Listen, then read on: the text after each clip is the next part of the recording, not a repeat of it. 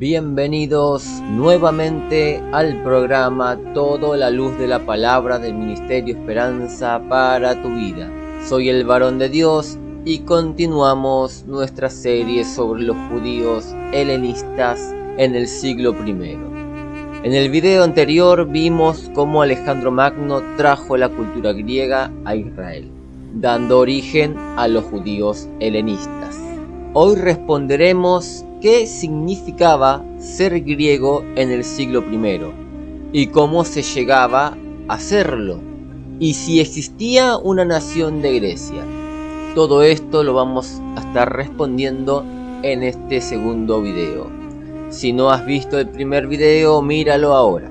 Y no te olvides de suscribirte y darle me gusta y activar la campanita para que más personas puedan conocer este contenido en su contexto histórico y sociocultural judío.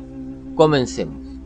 El significado de ser griego o heleno en el siglo I. En el video anterior estuvimos viendo cómo Alejandro Magno en el siglo IV a.C. extendió su imperio desde Grecia hasta Persia, dejando un legado cultural que transformó el mundo mediterráneo. Tras su muerte, esta cultura helenística se convirtió en el vínculo común del mundo antiguo, especialmente en el siglo I, cuando se escribió el Nuevo Testamento. Pero ¿qué significaba ser griego en esa época? Vamos a descubrirlo. En el siglo I no existía una nación griega como la conocemos hoy.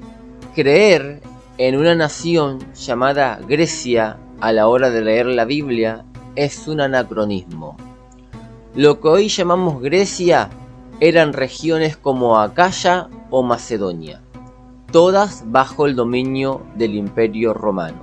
El helenismo no se definía por la etnia, sino por un estilo de vida.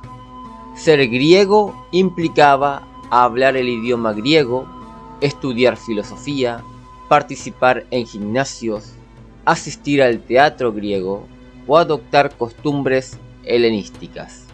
Desde Alejandría hasta Antioquía, personas de diversas etnias, de diversas naciones, por ejemplo, egipcios, sirios, judíos, todos ellos se integraban a esta cultura, que funcionaba como una especie de globalización de la época. Entonces, ¿cómo llegaba alguien a ser griego o heleno? No había un proceso formal como una ciudadanía. Cualquiera podía volverse griego al adoptar esta cultura.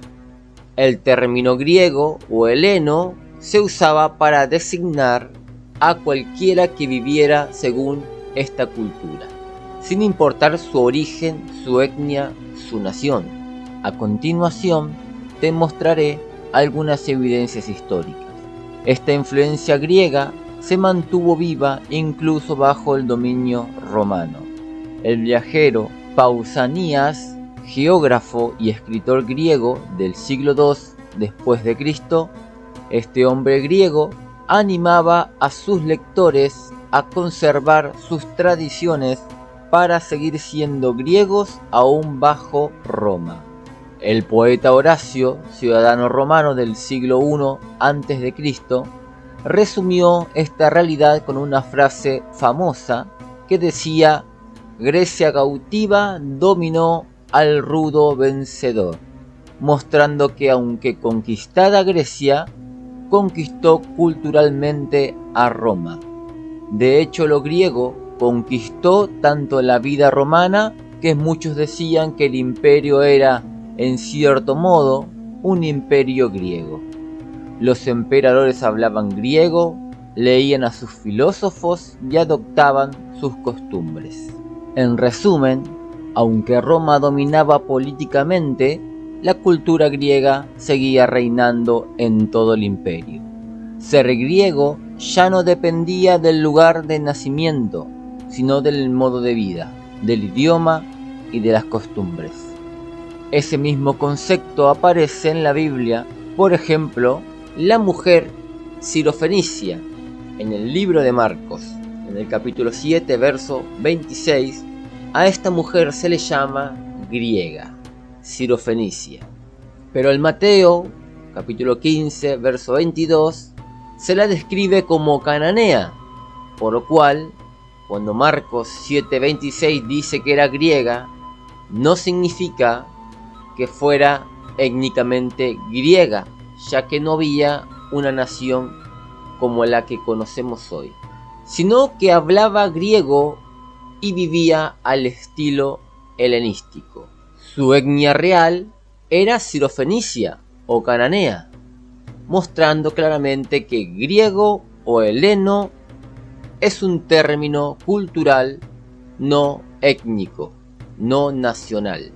Esto también se aplicaba a los judíos de la diáspora, que adoptaban la cultura griega.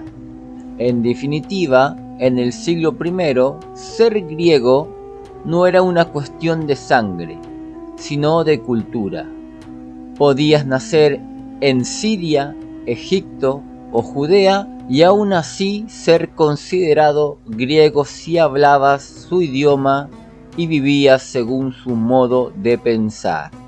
Esa identidad helenística marcó profundamente el mundo del Nuevo Testamento y nos ayuda a entender mejor muchos pasajes bíblicos. Ahora bien, ¿qué papel jugó la ciudad de Alejandría y la traducción de la Septuaginta en la cultura griega? Eso lo vamos a ver en el próximo video. No te lo pierdas, suscríbete y déjanos tu comentario. Nos vemos en el siguiente video.